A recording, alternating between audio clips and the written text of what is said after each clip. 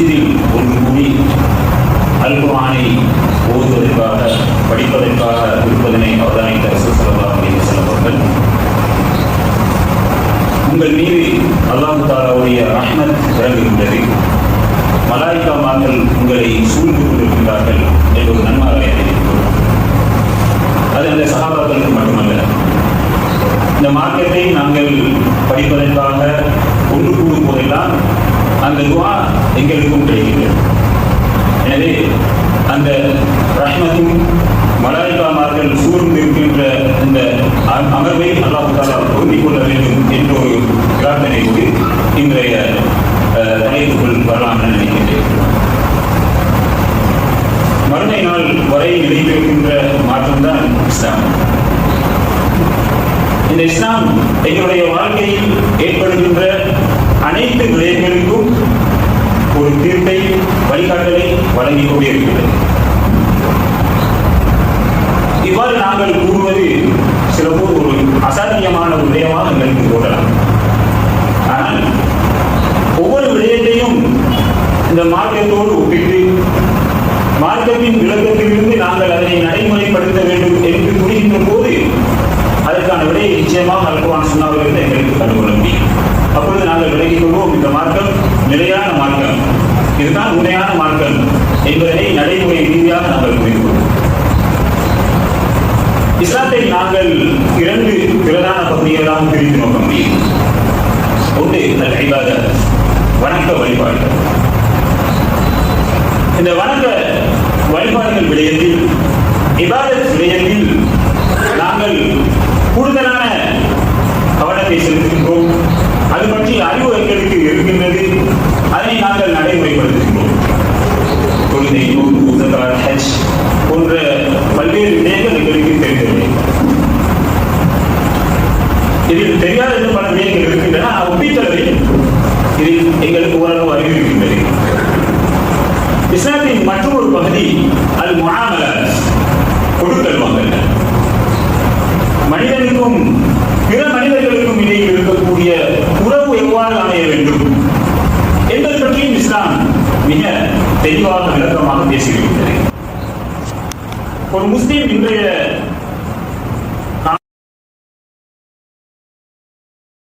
கொடுக்கின்ற முக்கியத்துவத்தை முஆமலாத்துக்கு கொடுப்பதில்லை.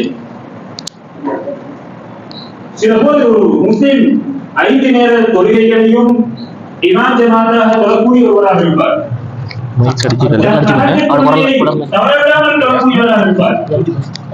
ஆனால் முஆமலாத் என்று வருகின்ற போது, கொடுக்கல் வாங்கல் என்று வருகின்ற போது, அதில் அவர் அவ்வளவு தூரம் அலட்டிக்கொள்ளாத ஒரு மனிதராக இருப்பார். வட்டியோடு உள்ள தொடர்பு எனக்கு எவ்வாறு இருக்கின்றது என்பது பற்றி அவர் தெரியாமலே தன்னுடைய வாழ்க்கையை நடாத்தி செல்வதை நாங்கள் அன்றாடம் அவதானிப்பதற்கு முடியுமாக இருக்கின்றது. ஒரு முஸ்லிம் என்ற வகையில் தன்னுடைய வாழ்க்கையில் எல்லா சந்தர்ப்பத்திலும் அல்லாஹ் தஆலாவுடைய திருப்தியை பெற்றுக்கொள்ள வேண்டும் என்ற நோக்கோடு வாழ்கின்ற ஒவ்வொருவரும் எப்படி இபாதத் விடயங்களில் கவனம் செலுத்துகின்றோமோ அதே போன்று முஆமலாத், கொடுக்கல் வாங்கல் விடயத்திலும் அதி கூடுதலான கவனம் செலுத்த வேண்டும்.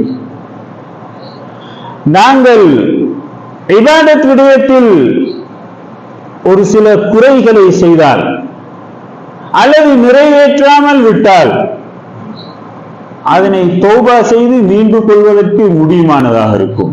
அல்லாஹ் தஆலா அதனை மன்னித்து விடுவான். ஏனென்றால் அது இபாதத்.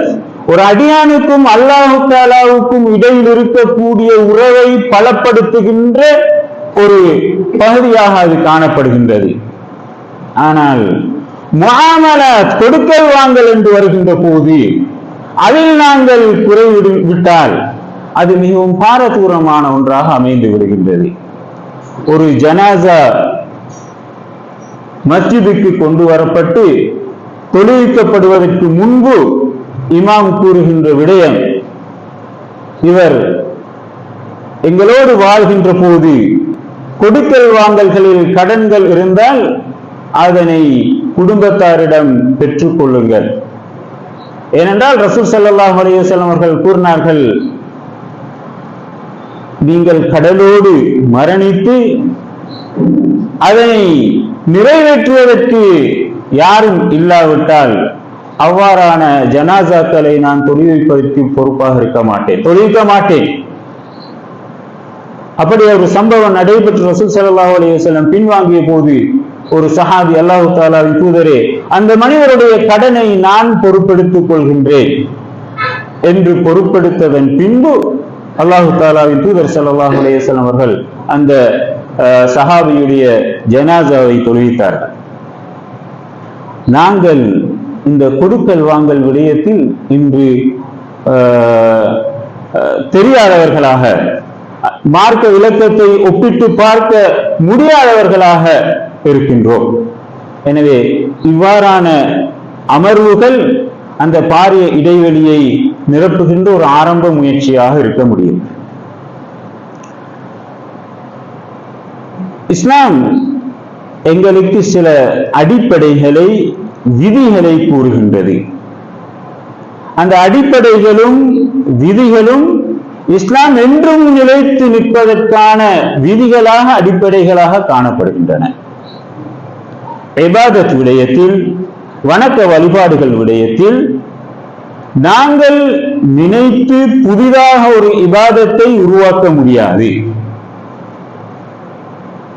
இஸ்லாம் இன்ன இன்ன விடயங்கள் தான் இபாதத் என்று எதனை கூறியிருக்கின்றதோ அதனைத்தான் செய்ய முடியும்.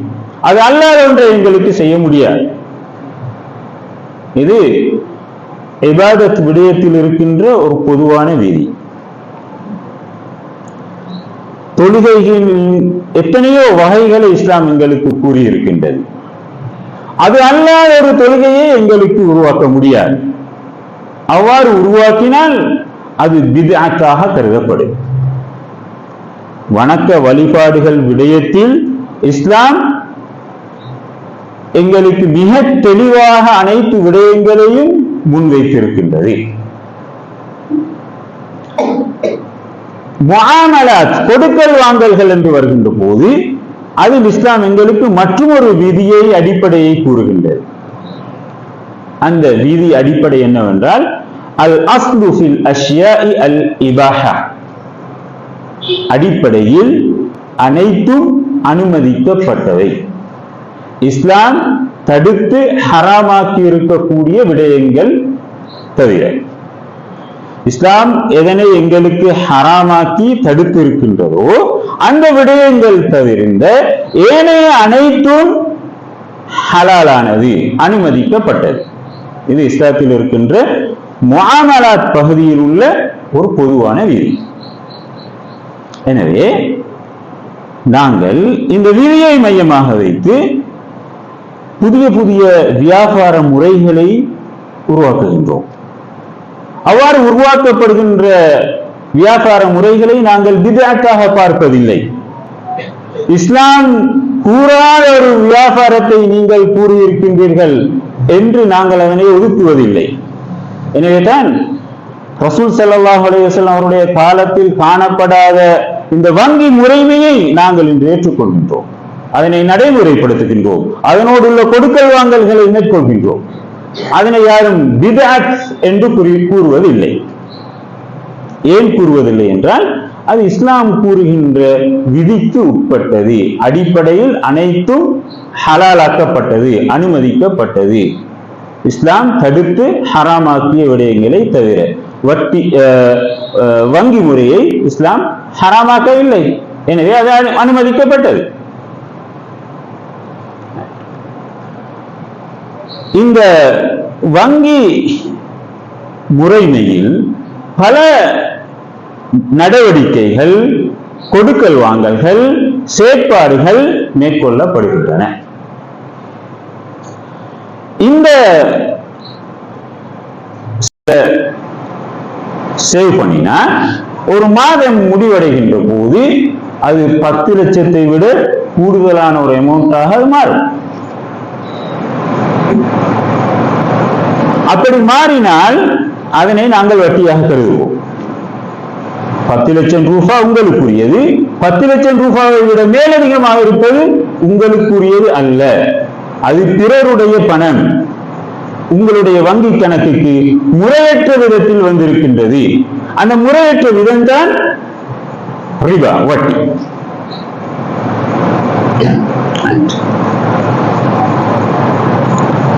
இந்த விளக்கத்தோடு நாங்க அடுத்த பகுதிக்கு வருவோம். இதை எங்களுக்கு விளக்கமாக பேசலும் அந்த தலைப்புக்கு வரணும் என்றதுக்காக அந்த விஷயங்களை நான் சொன்னேன். இந்த வங்கிகள் ஆரம்பிக்கப்பட்டு மனிதருடைய புழக்கத்தில் இருக்கக்கூடிய பணத்தை தன்வயப்படுத்தி அவர்கள் விரும்புகின்ற போது அந்த பணத்தை எடுப்பதற்கான ஒரு வசதியையும் செய்து நவீன காலத்தில் அதனை இன்னும் இலகுபடுத்தும் நோக்கில் எங்களுக்கு சில அட்டைகளை வழங்குகின்றது, கார்டுகளை வழங்குகின்றது. அந்த கார்டுகளும் பல வகைகளுக்கு உட்பட்டு காணப்படுகின்றன.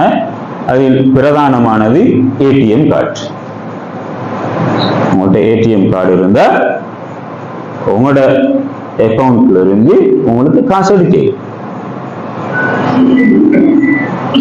எவ்வளவு இருக்குதோ அந்த அமௌண்ட்டை உங்களுக்கு வித்ட்ரா பண்ணேன். இன்னொரு பகுதி தான் மற்றொரு கார்டு தான் டெபிட் கார்டு.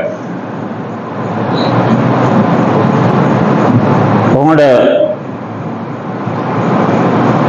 அக்கௌண்ட்ல இருக்கக்கூடிய காசை இந்த கார்டினூடாக வித்ட்ரா பண்ணவும் முடியும், அல்லது உங்களுடைய அக்கௌண்ட்ல இருக்கக்கூடிய காசின் அளவுக்கேற்ப பொருள்களை சேவைகளை பெற்றுக்கொள்ளவும் முடியும். இது இரண்டாவது வகையான கார்டு. மூன்றாவது வகையான கார்டு தான் கிரெடிட் கார்டு. குறிப்பிட்ட வங்கியில் உங்களுக்கு ஒரு கணக்கு இருக்கும். அந்த வங்கி உங்களுடைய வசதிக்கு ஏற்ற விதத்தில், உங்களுடைய தரத்துக்கு ஏற்ற விதத்தில் நீங்கள் எவ்வளவு தூரம் பணத்தோடு தொடர்பு பட்டிருக்கின்றீர்கள் என்பதனை வைத்து ஒரு கிரெடிட் கார்டை தரும். அந்த கார்டினூடாக உங்களுடைய தரத்துக்கேற்ற விதத்தில் அந்த அமௌண்ட் தீர்மானிக்கப்படும். இந்த கார்டினூடாக குறிப்பிட்ட அந்த வங்கியினூடாக அல்லது ஏனைய வியாபார நிலையங்களினூடாக பொருள்களை கொள்வனவு செய்ய முடியும், சேவைகளை பெற்றுக்கொள்ள முடியும், அல்லது பணத்தை கூட பெற்றுக்கொள்ள முடியும். இந்த மூன்று விடயங்களையும் பெற்றுக்கொள்வதற்கு உங்களுடைய வங்கி கணக்கில் குறிப்பிட்ட அளவு பணம் இருக்க வேண்டும் என்பது நிபந்தனை அல்ல. உங்களுடைய வங்கி கணக்கில் பணம் இல்லாமலேயே உங்களுக்கு இந்த மூன்று சேவைகளையும் பெற்றுக்கொள்ள முடியும். மூன்று சேவைகள் என்பது பணத்தை பெற்றுக்கொள்ள முடியும். உங்களோட வங்கி கணக்கில் பணம் இல்லாம உங்களுக்கு பணம் பெற்றுக்கொள்ள இயலும். இரண்டாவது, பல வியாபார ஸ்தலங்களில் இருந்து பொருள்களை கொள்வனவு செய்துவிட்டு இந்த கார்டை காட்டினா உங்களுக்கு அந்த பொருள்கள் எடுத்து செல்ல முடியும். அல்லது சில சேவைகளை பெற்றுக்கொள்ள முடியும். சேவைகளை பெற்றுக்கொண்டு விட்டு கார்டை காட்டினா அந்த சேவைக்கான கூலியை நீங்கள் கொடுத்தவராக கருதப்படுவீர்கள். இந்த கிரெடிட் கார்டை மையமாக வைத்து இன்றைய வியாபாரம் மிகவும் விஸ்தரிக்கப்பட்டிருக்கின்றது. ஏனைய இரண்டு கார்டுகளை மையமாக வைத்து வியாபாரம் செய்வதனை விட இந்த கிரெடிட் கார்டை வைத்து வியாபாரம் விஸ்தரிக்கப்பட்டிருக்கிறத எங்களுக்கு பரவலாக காண முடிகின்றது. எனவே பலரும் கேட்கின்ற கேள்வி என்னவென்றால், இந்த கிரெடிட் கார்டினூடாக எனக்கு பொருள்களை கொள்வனவு செய்ய முடியுமா? நான் பணத்தை வங்கியிலிருந்து மீள பெற்றால் அல்லது பொருளை கொள்வனவு செய்தால் வங்கி எனக்கு சில அனுமதிகளை தருகின்றது. என்ன அந்த அனுமதி? உங்களோட வங்கியில உங்களோட அக்கவுண்ட்ல பணம் இல்லாமல் இந்த 3 சேவைகளையும் நீங்கள் பெற்றுக்கொண்டால் குறிப்பிட்ட காலத்துக்கு சுமார் 50 நாட்களுக்கு இந்த 3 பகுதிகளையும் அனுபவிக்க முடியும். பொருளை கொள்வனவு செய்துட்டு 50 நாள் வரைக்கும் காத்திருக்க முடியும். அதன் பிறகு தாமதித்தால் உங்களுக்கு வட்டி விடும். வட்டி கட்ட வேண்டிய நிர்பந்தத்துக்கு நீங்கள் ஆளாகுவீர்கள். அப்படியாயின் இந்த நிபந்தனையை நான் பேணி எனக்கு பொருள்களை கொள்வனவு செய்ய முடியுமா? நான் என்னுடைய வங்கியிலிருந்து இந்த கார்டை எந்த வங்கியிலிருந்து நான் பெற்றிருக்கின்றனோ அந்த வங்கியிலிருந்து பணத்தை பெற்றால் அதுக்கு அவங்க உடனே வட்டியை கட்டுமாறு கூறுவார்கள். என்றால் அது உடனடியாக நீங்கள் பெற்றுக்கொள்ளக்கூடிய கடன் என்ற வகையில் பணத்தை நீங்க வித்ட்ரா பண்ணினா அதுக்கு அன்றைய நாளிலிருந்து வட்டி விடும். ஒரு சேவையை பெற்றுக்கொண்டால் அதுக்குரிய கூலியை கட்டுவதற்கு 50 நாட்கள் உங்களுக்கு அவகாசம் வழங்கப்படும். இப்படி இருக்கும் போது நான் கிரெடிட் கார்டை பயன்படுத்தி என்னுடைய வியாபார நடவடிக்கைகளை மேற்கொள்ள முடியுமா என்பது பரவலாக இன்று கேட்கப்படுகின்ற வினாவாகும். இஸ்லாம் வட்டியை 2 பிரதான பகுதிகளாக பிரித்து நோக்குகின்றது. ஒன்று ரிபல் ஃபதுல். ரசூல் ஸல்லல்லாஹு அலைஹி வஸல்லம் அவர்கள் ஒரு ஹதீஸில் 6 விடயங்களை குறிப்பிட்டார். தங்கத்தை கொடுத்து தங்கத்தை வாங்குறதாக இருந்தால் உடனடியாக அது பரிமாறப்பட வேண்டும். 2ம் ஒரே நிறையை கொண்டதாக இருக்க வேண்டும். நீங்க 24 கேரட் தங்கத்தை கொடுத்து 22 கேரட் தங்கத்தை வாங்குறதாக இருந்தா கொடுக்கிற தங்கமும் எடுக்கிற தங்கமும் ஒரே நிறையை கொண்டதாக இருக்க வேண்டும். உடனடியாக பரிமாறப்பட வேண்டும். ஒரு கையால கொடுத்து அடுத்த கையால எடுப்போம். வெள்ளியை கொடுத்து வெள்ளியை நீங்க பெற்றுக்கொள்றதாக இருந்தால் இந்த 2 நிபந்தனைகளும் பேணப்படும். உப்பை கொடுத்து உப்பு எடுக்கிறதாக இருந்தால், ஈத்தம்பழத்தை கொடுத்து ஈத்தம்பழத்தை எடுக்கிறதாக இருந்தால், அரிசை கொடுத்து அரிசி எடுக்கிறதாக இருந்தால் இந்த 2 நிபந்தனைகளுக்கு உட்பட்டால் அது வட்டியாக மாறாது. எப்பொழுது இந்த 2 நிபந்தனைகளும் மீறப்படுகின்றதோ அல்லது ஒரு நிபந்தனை மீறப்படுகின்றதோ அப்பொழுது வட்டியாக மாறும். இப்ப அதை நாங்க ரிபல் ஃபதுல் என்று சொல்லி சொல்வோம். அதை நாங்க இப்ப பேசல, அதை இன்னொரு கட்டத்துல பேசுவோம். இரண்டாவது ரிபன் நசியா.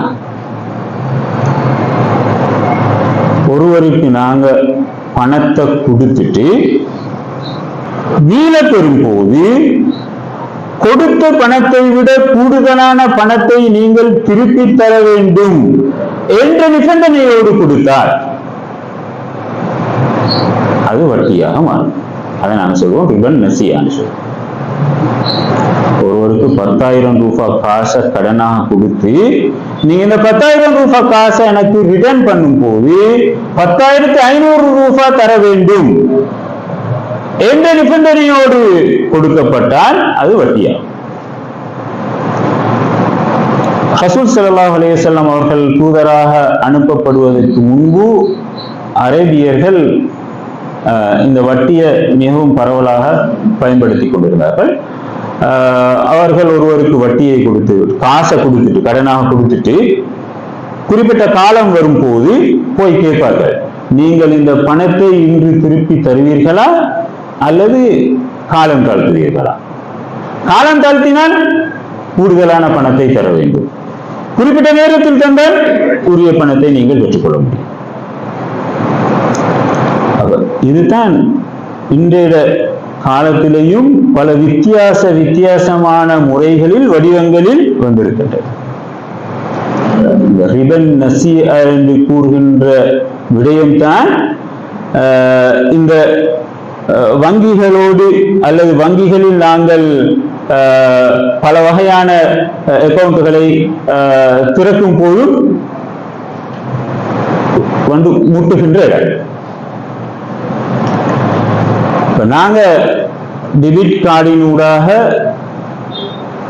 பொருள்களை கொள்வனவு செஞ்சா வங்கி எங்களுக்கு அனுமதி தருவது 50 நாட்கள். 50 நாட்களுக்குள் குறிப்பிட்ட அமௌண்ட்டை கட்டினா உங்களுக்கு அந்த அமௌண்ட் மட்டும்தான், அதை விட கூடுதலான அமௌண்ட்டை கட்ட வேண்டிய தேவை இல்லை. 51வது நாளாக மாறினால் அந்த எடுத்த பொருள்களுடைய பெருமதிக்கேற்ப வட்டி உங்களுக்கு வரும். ரசூலோட காலத்துல அப்படித்தான் இருந்துச்சு. நீங்க இன்றைக்கு பணத்தை எடுத்துட்டு போங்க, ஒரு மாசத்துக்கு பிறகு ரிட்டர்ன் தாங்க, ஒரு மாசம் முடிவடைகிற நேரம் அவர் வந்து கேட்பாரு, நீங்க இன்றைக்கு கட்டுவீங்களா அல்லது காலம் தாமதிப்பீங்களா? இன்றைக்கு வங்கி இப்படிதான் எங்கள்கிட்ட கேட்குது, உங்களுக்கு 50 நாள் அவகாசம் தாரு, 50 நாளுக்குள் கட்டுங்க, கட்டலட்டி அது வட்டியாக மாறும். இப்படி கொள்வனவு செய்வது ஹராமா ஹலாலா என்பதனை விட அதற்கு முன்பு ஒரு விடயம் இருக்கின்றது. கிரெடிட் கார்டை எடுப்பதற்கு முன்பு எங்களுக்கும் வங்கிக்கும் இடையில் ஒரு ஒப்பந்தம் நடைபெறுகின்றது. இந்த ஒப்பந்தம் என்னவென்றால் அதுல பல நிபந்தனைகள் இருக்கின்றன. அந்த நிபந்தனைகளில் ஒன்று, நான் உங்களுடைய இந்த கார்டை பாவித்து பொருள்களை கொள்வனவு செய்வேன், சேவைகளை பெற்றுக்கொள்வேன், பணத்தை வித்ட்ரா பண்ணுவேன், குறிப்பிட்ட காலத்துக்கு முன்பு கட்டுவேன், அந்த காலத்துக்குள் கட்டுவதற்கு முடியாமல் போனால் அதற்குரிய வட்டியையும் சேர்த்து கட்டுவேன் என்பது அந்த நிபந்தனை.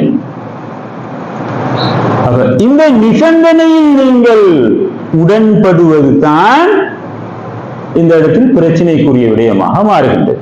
பொருள்களை கொள்வனவு செய்வது, சேவைகளை பெற்றுக்கொள்வது என்பது பிறகு நடக்கின்ற ஒரு விடயம்.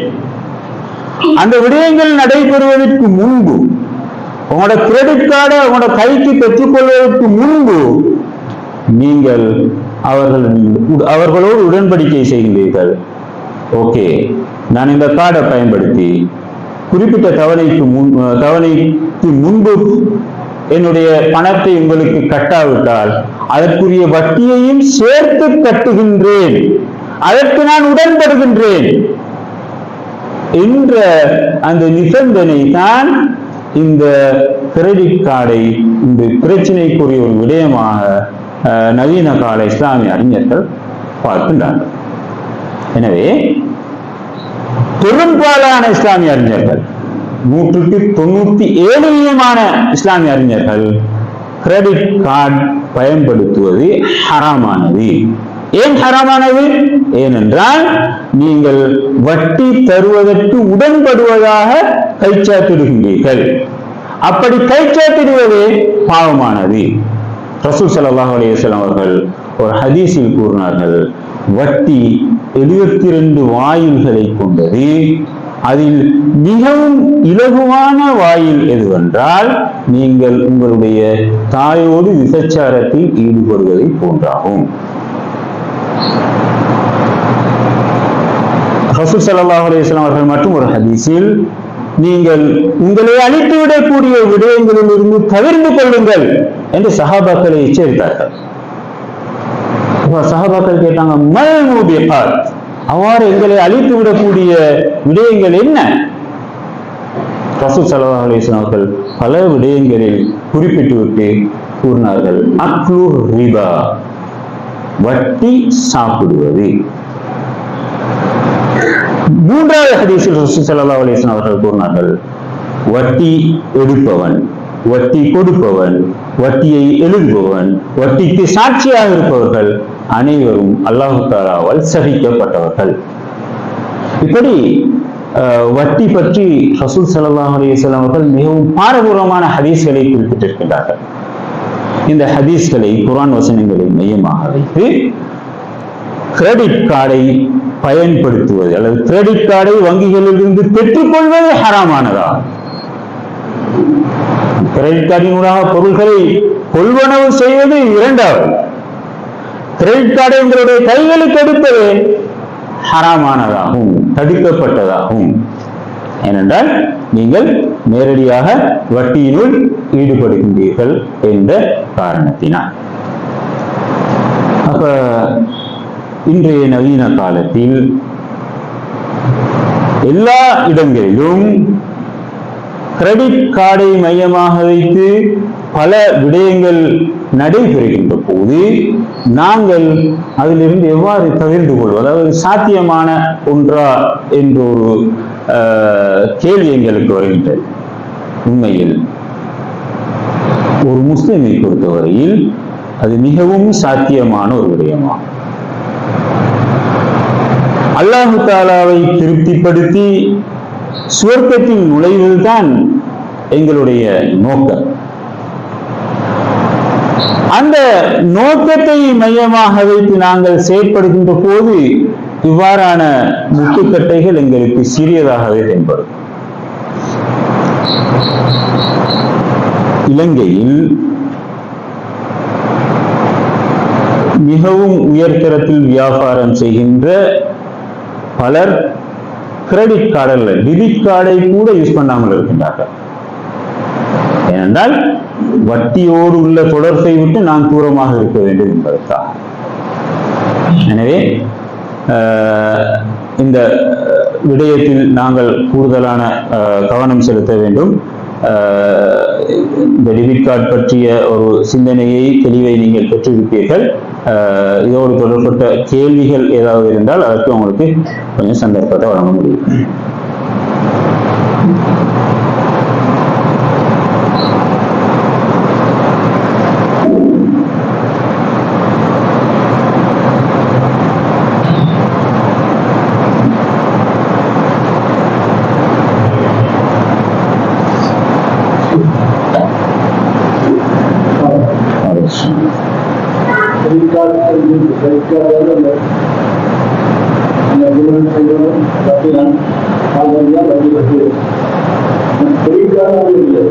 கிரெடிட் கார்டுல, டெபிட் கார்டுல இல்ல.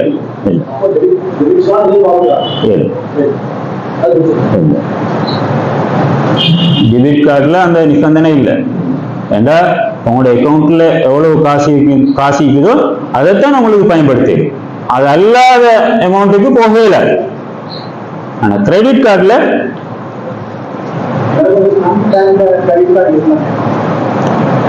இஸ்லாமிய இந்த கிரெடிட் கார்டு ஹராம் என்று சர்வதேசத்தில் இருக்கக்கூடிய இஸ்லாமிய அறிஞர்களும் ஃபிக்ஹ் ஒன்றியங்களும் ஹராமானது என்று ஃபத்வா கொடுத்ததன் பின்பு சில இஸ்லாமிய வங்கிகள் இதற்கு மாற்றீடுகளை முன்வைத்திருக்கின்றன.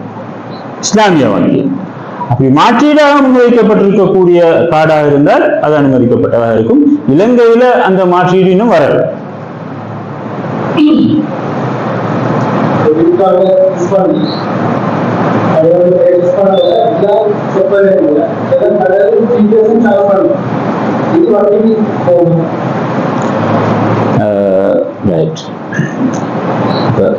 கிரெடிட் கார்டு என்றது பல நபர்களோடு தொடர்புபட்டது.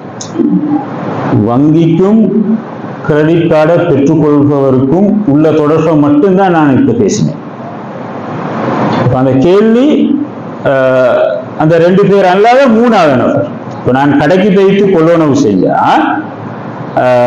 கொள்வனவு செஞ்சுட்டு கிரெடிட் கார்டை கொடுத்தா, கிரெடிட் கார்டை கொடுத்தா டெபிட் கார்டு, டெபிட்னா பிரச்சனையே இல்லை.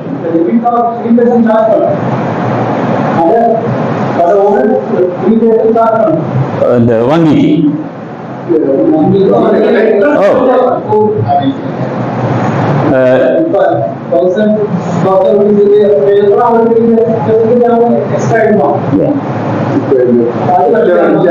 அது வட்டி அல்ல. அது இப்ப நீங்க ஒரு சேவையை பெற்று கொண்டதுக்கு அந்த வங்கிக்கு கொடுக்கிற சார்ஜ். அது டெபிட்ல நீக்குது, கிரெடிட்ல நீக்குது.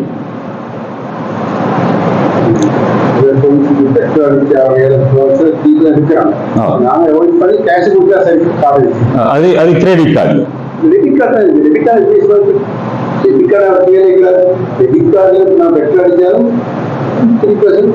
மேலதையும் எடுக்கிறாங்க.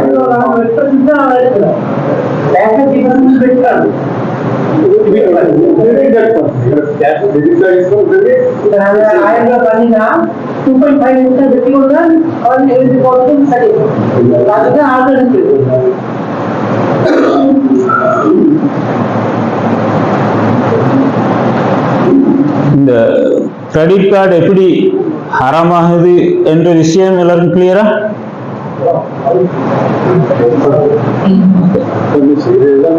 ஒப்பந்தம் செய்யறதான், அந்த ஒப்பந்தத்துக்கு போறதான் பிரச்சனை. ஒப்பந்தத்துல கை சாத்திட்டது, நான் வட்டி தருவேன்.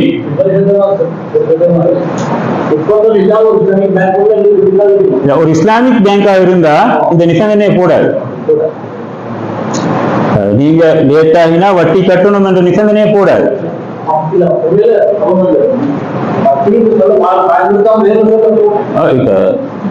இஸ்லாமிக் பேங்க் அல்லாத ஏனைய பேங்குகளும் வட்டியை பாதிக்குது இல்லையே.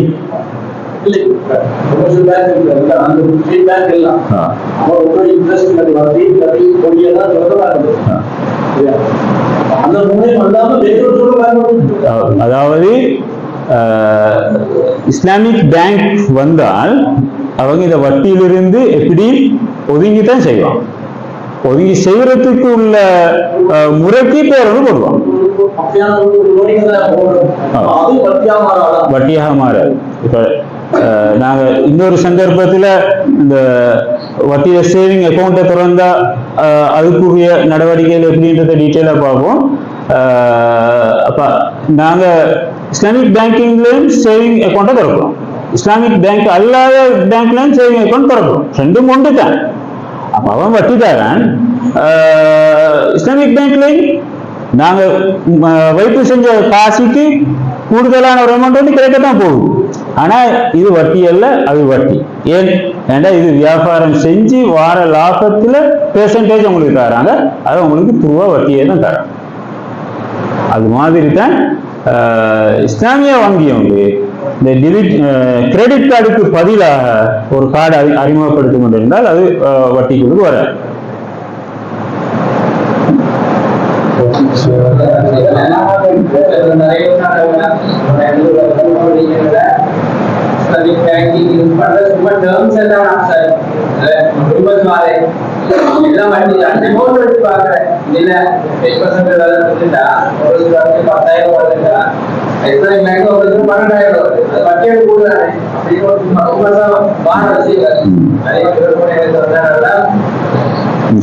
நாங்க இன்னொரு சந்தர்ப்பத்தில் அதை எடுக்கும் தரேன்.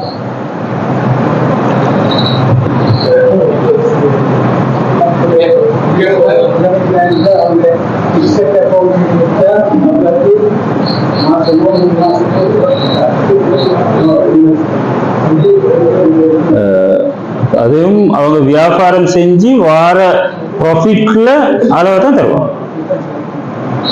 அதே ஒரு அக்கௌண்ட் வித்தியாசப்பட்ட நேரம் அந்த ப்ராஃபிட் கூடி குறையும்.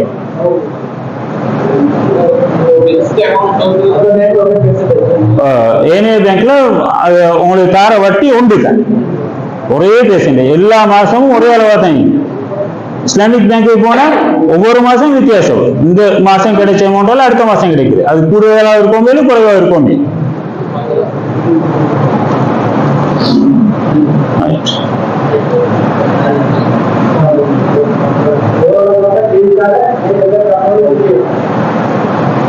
கிரெடிட் கார்டு சம்பந்தமாக சர்வதேச உலகத்தில் இருக்கக்கூடிய இஸ்லாமிய அறிஞர்கள் அனைவரும் உடன்பட்டு இருக்கக்கூடிய விடயம் அது ஹராமானது.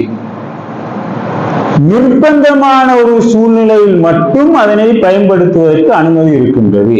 நிர்பந்தமான சூழ்நிலை எது என்றதுதான் கேள்வி. இஸ்லாம் நிர்பந்தம் என்றதை பார்க்கிற நேரம் அது தன்னுடைய உயிர் போகக்கூடிய ஒரு நிலையாக இருக்கணும், அல்லது உடல்ல ஒரு அங்கம் இல்லா போயிடும், இந்த வேலையை செய்யலாட்டி அப்படி ஒரு இழப்பு எனக்கு வந்துடும்.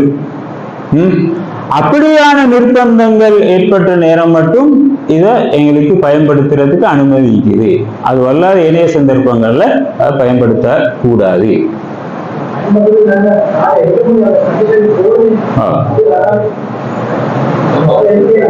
எடுக்கிற